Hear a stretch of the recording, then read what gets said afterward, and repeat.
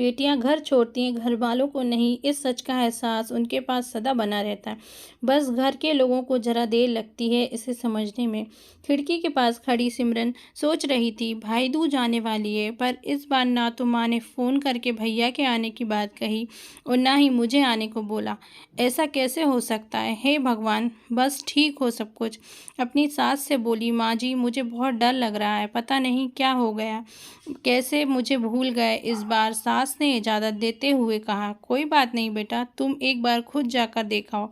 सास की आज्ञा मिलने पर देर ना की और सिमरन अपने पति के साथ मायके आ पहुंची। परंतु इस बार घर के अंदर कदम रखते ही उसे सब कुछ बदला सा महसूस हुआ। पहले जहां उसे देखते ही माँ पिताजी के चेहरे से खुशी खिल उठती थी, इस बार उनके चेहरे पर परेशानी साफ दिख रही थी। पहले भाभी उसे देखते ही दौड़ी चली आती थी और प्यार से गले लगा लेती थी, पर इस बार दूर से ही हल्की सी मुस्कान दे डाली। भैया भी ज़्यादा कुछ खुश नहीं दिखे। सिमरन ने जैसे तैसे एक रात बिताई, परंतु अगले दिन जैसे ही उसके पति उसे मायके छोड़ वापस गए, उसने अपनी माँ से बात की। तब उन्होंने बताया, इस बार हालात के चलते भैया का काम बिल्कुल बंद हो गया, ऊपर से और समस्याएं, बस इसी वजह से तेरे भैया को तेरे घर भी नहीं भेज सकी। सिमरन बोली, कोई बात नहीं माँ, ये मुश्किल दिन भी जल्दी निकल जाएंगे, आप चिंता मत करो। शाम को भैया भाभी आपस में बात कर रहे थे, जो सिमरन ने सुन ली।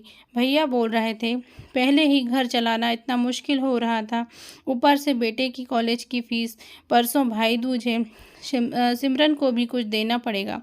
भाभी बोली, कोई बात नहीं, आप चिंता ना करें, ये मेरी चूड़ियाँ बहुत ही पुरानी हो गई हैं, इन्हें बेचकर जो पैसे आएंगे उससे सिमरन दीदी को त्योहार भी दे देंगे और कॉलेज की फ़ीस भी भर देंगे। सिमरन को यह सब सुनकर बहुत बुरा लगा। भैया भाभी ये क्या बातें कर रहे हैं?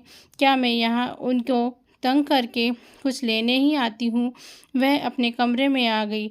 तभी उसे याद आया कि शादी के से कुछ समय पहले जब वह नौकरी करती थी, तो उसने बड़े शौक से अपनी पहली तनख्वाह लाकर पापा को दी थी। तब पापा ने कहा था, ये पैसे अपने पास ही रख ले बेटा, मुश्किल वक्त में काम आएंगे। इसके बाद वह हर महीने अपनी सारी तनख्वाह बैंक में जमा करवाती रही। शादी के बाद जब भी मायके आई तो माँ ने उससे पैसे निकलवाने को कहा, पर सिमरन हर बार कह देती कि अभी मुझे ज़रूरत नहीं। पर आज उन पैसों की उसके परिवार को ज़रूरत है।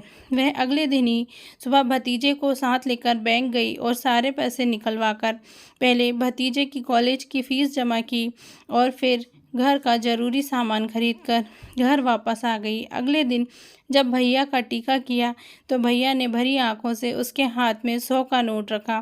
सिमरन मना करने लगी तो भैया बोले, ये तो शगुन है पगली, मना मत करना, मना मत करना, ये तो शगुन है। सिमरन बोली, भैया बेटियां मायके शगुन के नाम पर कुछ लेने नहीं, बल्कि अपने माँ बाप की अच्छी सेहत की कामना करने, भैया भाभी को माँ बाप की सेवा करते देख उन्हें दुआएं देने, भैया भतीजों की नज़र उतारने आती है। जितनी बार मायके की दहलीज पार करती है, ईश्वर से उस दहलीज की सलामती की दुआएं मांगती है।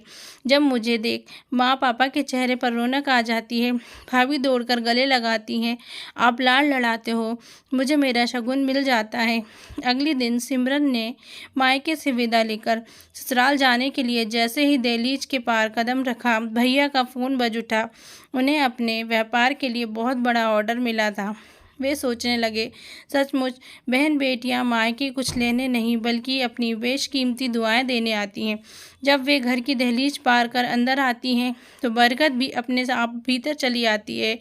हर बहन बेटी के दिल की तमन्ना होती है कि उसका मायका हमेशा खुशहाल रहे और तरक्की करे। मायके की खुशहाली देख उसके अंदर एक अलग ही ताकत भर जाती है, जिससे उसके अपने जीवन में पेश आने वाली मुश्किलों का वो झटका कर पाती है। भैया की आंखों खुशी के आंसू बहने लगे।